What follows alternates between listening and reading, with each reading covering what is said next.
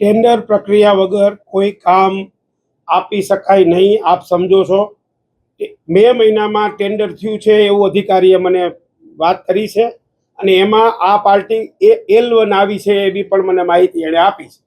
હવે એ મંજૂરી અર્થે સ્ટેન્ડિંગમાં આવશે, સ્ટેન્ડિંગના સંકલનમાં આવશે અને સ્ટેન્ડિંગ નક્કી કરશે કે એને કામ દેવું છે કે નથી.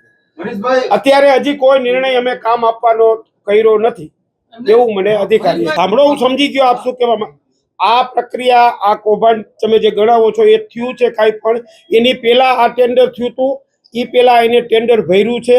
એમાં બે પાર્ટી આવી હતી, એમાં આનો ભાવ ઓછો છે એટલે એ ટેન્ડર એને મળે એના માટે હજી સ્ટેન્ડિંગમાં આવશે અને સ્ટેન્ડિંગમાં મંજૂર કરશું અમે તો એને મળશે. એનું કહેવાનું એમ છે કે એનો ભાવ ઓછો ખુલ્લું એટલે એમાં ઓછો હોય ને મળે ને. તમે તો સમજી શકો છો બે ટેન્ડર આવ્યા છે પણ હજી નથી દઈ દીધું. આપણે જો મારી વાત સાંભળો, હું સંકલનમાં વાત મૂકીશ અને આપણે હજી એને આપી નથી દીધું પણ L1 આવ્યું છે એ હકીકત છે. બે પાર્ટીએ ટેન્ડર ભર્યા હતા એમાં આનો L1 માં ઓછો ભાવ છે. કોઈ ખોટું થવા નથી દેવાનું. અરે ભાઈ જો આવી માહિતી મારી પાસે નથી, હું એમાં તપાસ કરીશ. આવી કોઈ વાત છે નહીં. હું 100% કહું છું કે એમાં પાર્ટી સંકલનમાં નક્કી કરશું અમે કે આપવું કે નહીં.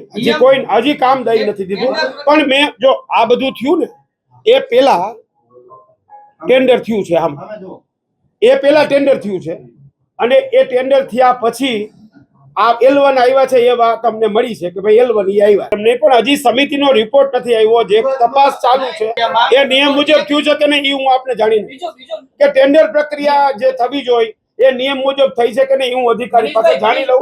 આ તો મે મહિનામાં થયું છે યાર. મારા આવવા પહેલા આ ટેન્ડર થયું છે અને આ ભાઈ L1 આવ્યા છે એ વાત મને મળી છે. મેં પૂછ્યું ના એવું ન થઈ શકે. હું એને પૂછીશ કે ભાઈ તમે જે ટેન્ડર પ્રક્રિયા કરી છે એ નિયમ મુજબ કરી છે કે નહીં અને નિયમ મુજબ નહીં કર્યું તો આપણે રદ કરાવ 100% કરાવશું. આપણે પારદર્શક કામ કરવું છે. પૈસા પ્રજાનો એક પણ પૈસો ગેરવલે ન જાય એના માટે આપણે અહીંયા છીએ. આપણે એક વસ્તુ ખોટી ચલાવી નથી લેવી, નિયમ મુજબ નથી ચલાવી લેવું. કોઈ સંજોગોમાં ખોટું ચલાવી નથી લેવું. આ હજી એકવાર કહું છું, મેં 2 વાર કીધું, આ 3જી વાર બોલું છું કે મે મહિનામાં મારા આવવા પહેલા આ ટેન્ડર થયું છે. એ વખતે આ કંપની જે તમે નામ આપો છો આ એને ભરેલું હતું અને L1 આવ્યા છે એ મને માહિતી અધિકારીએ આપી છે. એને કામ દઈ દીધું નથી, હજી સ્ટેન્ડિંગમાં આવશે. અને મારી વાત સાંભળો તમે, એ સંકલન નક્કી કરશે. અરે નહીં આપી, મારી વાત સાંભળો, પાર્ટી નક્કી કરશે. L1 આવ્યો હોય તો શું કરશું?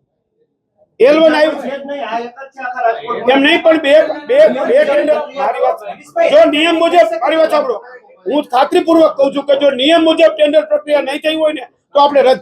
બસ 100% ખોટું નથી કરવું. આપણે ખોટું કરવું નથી. આપણે કોઈ થવા નથી દેવું.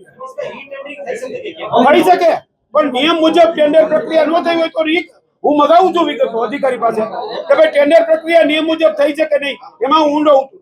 બરાબર 100%. એમાં ખોટું કરવું નથી આપણે યાર.